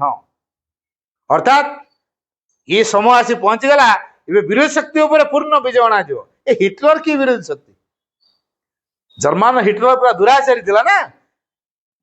ତାରି ପାଇଁ କେତେ କଣ ହେଇଯାଉଛି। ସେ ଫ୍ରାନ୍ସକୁ ଜୟ କରିବାକୁ ଚାହୁଁଛି, ଇଣ୍ଡିଆକୁ ଅଧିକାର କରିବାକୁ ଚାହୁଁଛି, ଲଣ୍ଡନକୁ ଅଧିକାର କରିବାକୁ ଚାହୁଁଛି। ତେଣୁ ମାଙ୍କ ଫୋର୍ସ ହିଟଲରକୁ ବିନାଶ କରିଦେଲା। ତେଣୁ ମାଙ୍କ ଫୋର୍ସ ନେଇ ଭବିଷ୍ୟତ ସମାଜ ତିଆରି ହବ, ଦିବ୍ୟ ସମାଜ ଗଠନ ହବ। ମା ସୁରକ୍ଷିତ ରହିବା ଦରକାର। ଏଥିପାଇଁ ମାଙ୍କ ବିଷୟରେ ଚିନ୍ତା କରୁ କରୁ ବିରୋଧୀ ଶକ୍ତି ଆଟାକ କଲା ଶ୍ରୀ ଅରବିନ୍ଦ। ତାପରେ ଯାଅ 1950 ଆଗମନ ହବାକୁ ଅଛି, ଗୋଟେ ବର୍ଷ। 1949 ମା ଆଉ ଶ୍ରୀ ଅରବିନ୍ଦ କଥା ହଉଛନ୍ତି। ମା କହୁଛନ୍ତି, ମତେ ଯାହା ଅନୁଭବ ହଉଛି, ମୁଁ ବୋଧେ ଶରୀର ଛାଡିଦେବି। श्रीमती फार्मली कहले no this can never be if necessary I might जदि आवश्यक हुए मु शरीर छाड़बी ये कथा तुमको करिया पड़ो तेणु माँ निश्चित हो गले तुमको आम अतिमानस रूपांतर जोगधारा को त्वरान्वित करिया पड़ो ये जो अतिमानस जोगधारा को त्वरान्वित करा रूपांतर जोग को त्वरान्वित करा से कार्य दायित्व ने किए स्वयं डिवाइन मदर तेणु माँ को रहा पड़ो श्री अरविंद इच्छा कर छाड़े तेणु श्री अरविंद इच्छा करके स्वर छाड़े 1950 1950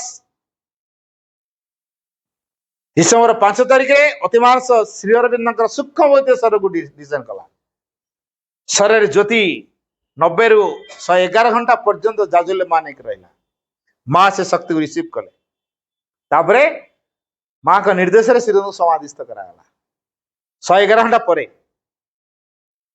8 तारिख 9 तारिख समाधि कराई 8 तारिख दिन डिसेम्बर 8 तारिख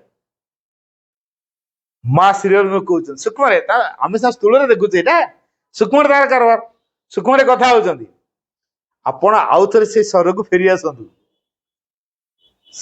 दृढ़तार सहित कहले ना मु जो शरीर को उद्देश्यमूलक भाव में छाड़ी मु आउ से शरीर को आसी पारि I shall manifest again in a supramental body built in a supramental way I shall manifest again मु आउ थे अभिव्यक्ति के आसबी इन ए सुप्रामेंटल बॉडी गोटे अतिमानस शरीर रे built in a supramental way अतिमानस धारा रे तैयारी हेइथिबा अतिमानस शरीर को नहीं मु अभिव्यक्ति के आसी मु आसी ए प्रतिश्रुति श्री अरविंद मां को देइचंती 1950 मसीहा डिसेम्बर 8 तारिख रे तेणु मां निश्चित हो गले तापर श्री अरविंद कार्यधारा को त्वरान्वित करेंगे मुझे कहते कहीं माँ भारत वर्ष का माँ कहले I came to India to meet Shri Aurobindo I remained in Pondicherry to live with him even when he left his body I stayed in Pondicherry in to do his work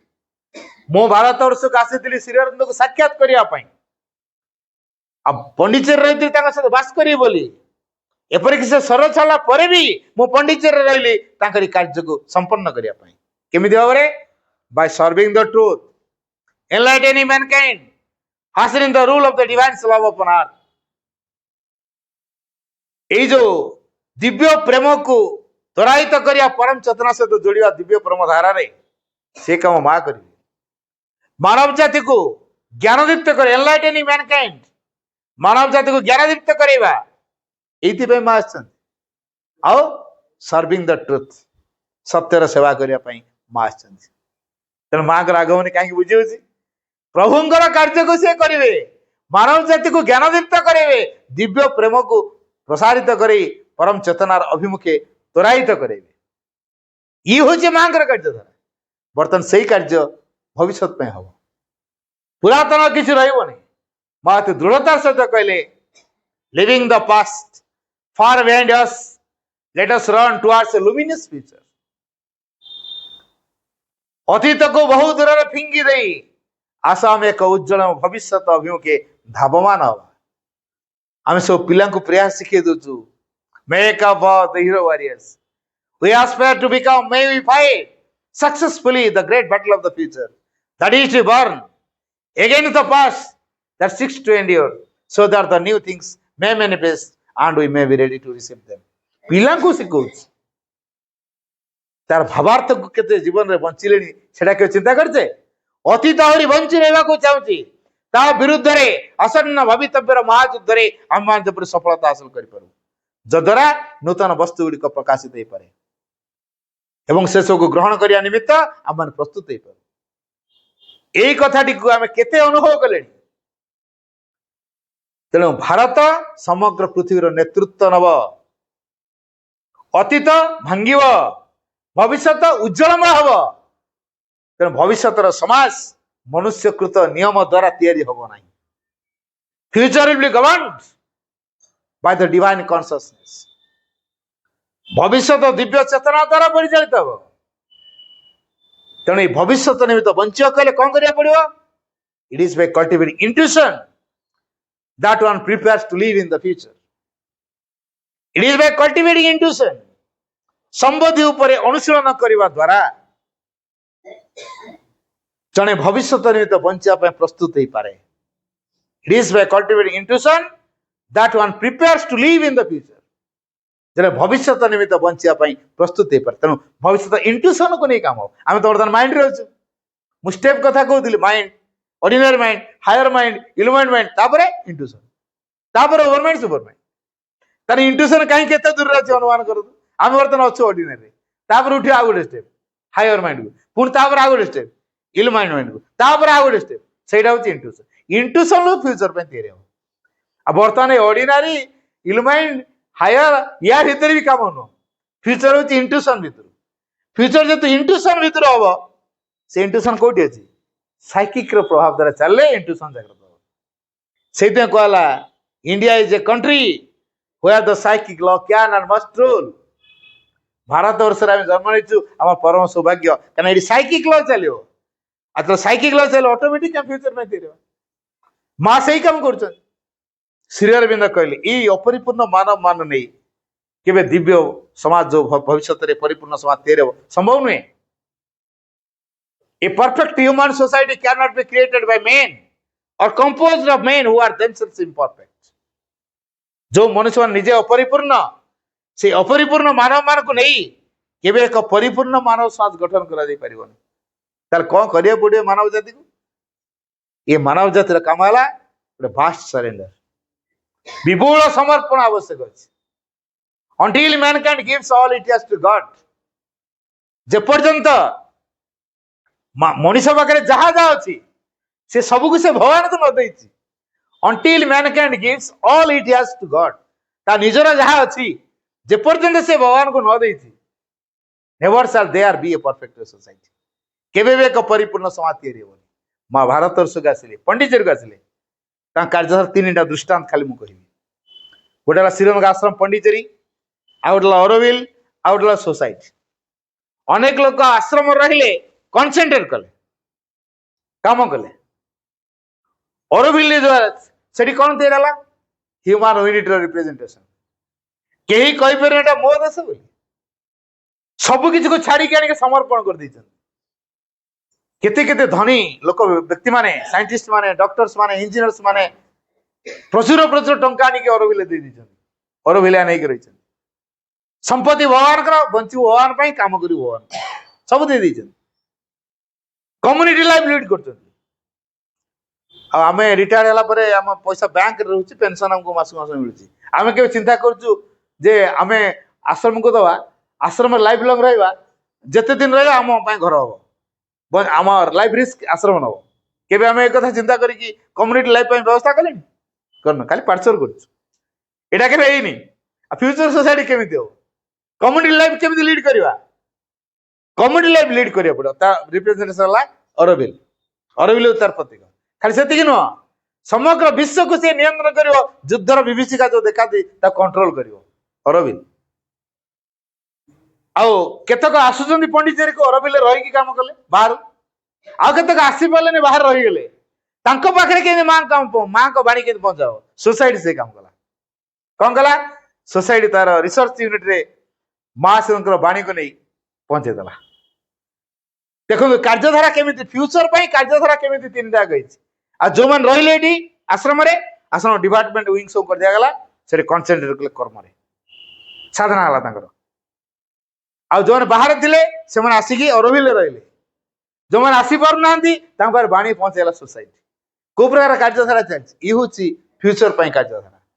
आ माने जब सही प्रकार काम करिवा ताले निश्चित भविष्य पाई प्रस्तुत हे परिवा। समय गेलानी तो तब रहिले हां मात्र तो आलोचना ये रखुछि। 2016 मसीहा अगस्ट 15 तारिख रे आम घरे पाठचक्र आरंभ होइतिला। एमती गोटे मां को काम रे, प्रभु को काम रे जाउथलु। सेठो कथावार्ता हेलु, आमे भाई माने सब बसथिलु। मोर भाई माने थिले महेश्वर महाकुड़ भाई, श्रीकांत भाई, राजन भाई, सुरेश भाई, एमती सब भाई मैंने एकाठी आम जाऊलु से कथा है अजय भाई थिले आउ से भाई मैंने प्रथम सर्वप्रथम आसिक निजे ये आरंभ करदेकी जाइए से जहा हो से दिन आज मन पड़ुछि एवं निरविच्छिन्न भाव आग को ए प्रश्वास चली पर्यंत माँ दया आपण मैंने सबुठ बड़ कथा है जे आपण मैंने माँ श्री अरविंदर करुणास्थित होई टिके आम घरे पाद देले केड़ बड़ कथा मोर सौभाग्य आम घर आज देउल देउल बासुची आउ तेणु बहुत एते खुशी ता भितर एटा होची माँ को आशीर्वाद मु सब सब जगह ओडिशार जिते सब मंच को जाऊँगी केवल माँ हाथ छुआ मु भरपूर पाऊँ एटा निसंदेह एमती एते गोटे करुणा नथिले मो पाखरे एते काव्य चेतना भितर कुआडू एते आसुची एते ढेउ सेटा होची बापांकर आशीर्वाद माँ दिव्य जननी को करुणा प्रभु श्री अरविंदर पूरापूरी विभूति बोधे आम घर को लगी तो तेणुक आपण मैंने समस्ते आसी मोर आपण मान पक्षरे नतमस्तक कृतज्ञता आउ जहाँ किसी दोष त्रुटि थी आपण मैंने तो बहुत श्रद्धा करती मते तेणु दोष धरिवेनि।